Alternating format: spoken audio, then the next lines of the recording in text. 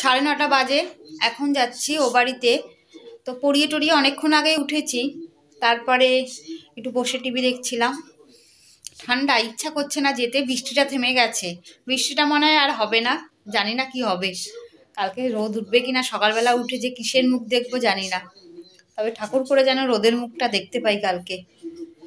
চুলগুলো ভিজা, এখনো চুল বাঁধতে পারিনি। সেই সকালে আজকে স্নান করেছি, সকালেই তো স্নান করি, সেই চুল আর শুকায়নি, কারণ ওয়েদারটাই তো আজকে খুব খারাপ ছিল। তারপরে তো বৃষ্টি হলো, 1টা থেকে বৃষ্টি শুরু হয়ে গেল, তাই জন্য চুলটা আর শুকায়নি একদম।